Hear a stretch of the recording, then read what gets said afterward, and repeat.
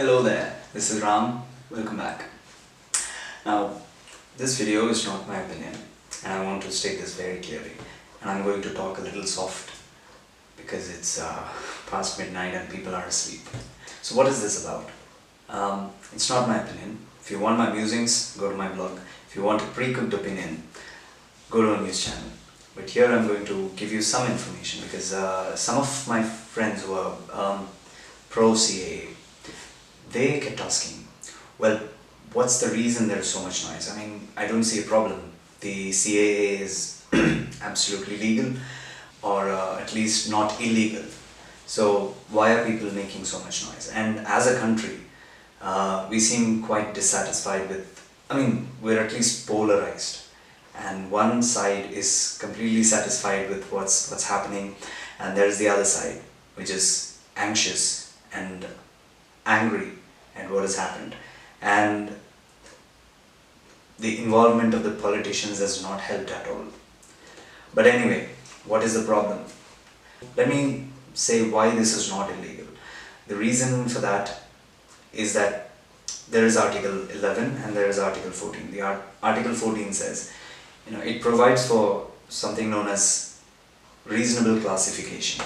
And this reasonable classification is an immigrant belonging to Afghanistan, Pakistan or Bangladesh, and who is part of either Hindu, Sikh, Jain, Buddhist, Christian or Parsi communities. An immigrant from these three countries belonging to one of these six religious communities is a reasonable classification. That's a class of people. And why do citizens not have to worry about it? Because CAA is not about citizens in the first place, existing citizens in the first place. Okay? It's about people who are not citizens. It's about how somebody becomes a citizen. So if you're already a citizen, you're an established citizen, you do not have to worry about it. Okay, then what's the problem here? The first issue is the ethos of the Constitution. If you look at it, India, undivided India, was never about religion. A couple of parties back then, they proposed the two-nation theory, and Pakistan was formed based on a religion. India said religion doesn't matter.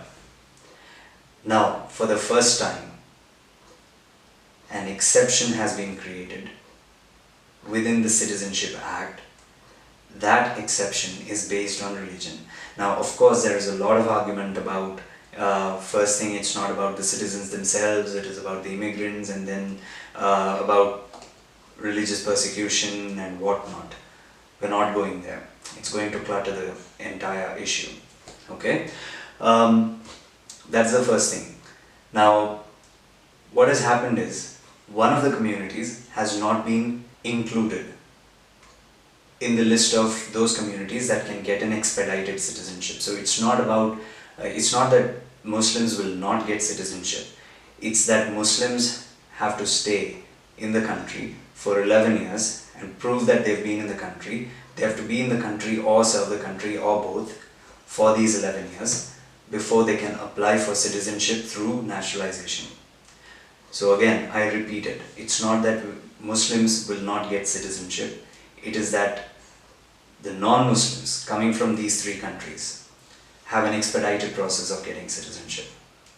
But the problem is that in India, for citizenship, religion has never mattered. Now, it's a criterion. And that's the issue. First point. The second point is, everybody who is anxious is looking at CAA along with NRC. And so there are a lot of people that say, don't look at CAA and NRC together, they are two different things. Technically, yes, they are two different things. But then, somebody sent me a link to this video, which is the Home Minister giving an interview. And I'll let you listen to it. NRC की कल्पना CAA के साथ जुड़ी है। मैं स्पष्ट कर देना चाहता हूं कि पहले सिटीजनशिप अमेंडमेंट बिल आएगा, वो सारे हिंदू, जैन, सिख, बौद्ध और क्रिश्चियन शरणार्थियों को नागरिक बनाएगा और उसके बाद जो घुसपैठिए बचेंगे उनको एनआरसी के अंदर चिन्हित करने का काम करेगा। तो ये जो भय फैलाया जा रहा है, इसे किसी को डरने की जरूरत नहीं। सारे हिंदू, सिख, बौद्ध, क्रिश्चियन, गोरखा, ये सबको सिटीजनशिप अमेंडमेंट बिल के तहत नागरिकता देने वाले हैं। So you see that's an issue. So you see that one of the communities has been left out from the list that he just mentioned. And then comes the talk about the documents that you can submit for verification of your citizenship. And I read a couple of posts that spoke about voter ID and Aadhaar card and birth certificate and whatnot. Now, birth certificate, as long as you're born before the 1st of July 1987, birth certificate might help you. If you're born after that date, it's not. So you have to prove that one of your parents, at least one of your parents, you're born in India, but at least one of your parents is not an illegal immigrant in India at the time of your birth. If you're born after 2003-4, you have to prove that neither of your parents is an illegal immigrant in India at the time of your birth, and that you were born in India.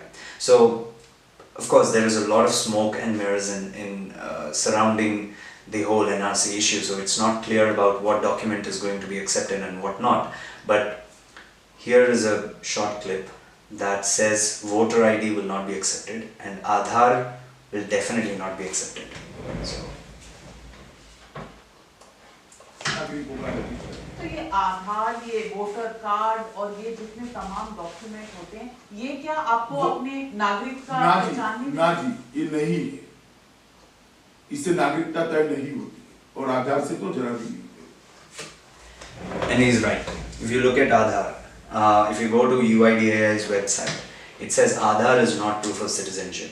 So definitely Aadhaar cannot be accepted as proof of citizenship, but voter ID also cannot be accepted. So there are some people who question, we use the voter ID to give you a vote, and now that voter ID is not valid. Now what happens to the vote that we gave and things like that? So there is a lot of that kind of talk as well that is going on. If you want my musings on it, you can go to my blog post, and that gives you a brief idea. And brief would be an understatement actually. It's not brief by any scale. It's about 20 plus minutes read. It's a long post. It's about 5,000 words. So I don't think anybody has the patience to do it. I don't know how I wrote it, but if you're interested, go ahead and read it. It's available on blog.ramiyerram.me. That is me. I hope that clears a couple of your, or that answers a couple of your questions on why there is so much noise. If there is no problem legally, then why are so many people making noise about it? I hope this answers that, and I hope you have enough information to form an opinion based on this. I'd rather not, but still. Thank you for giving me your time, and Merry Christmas.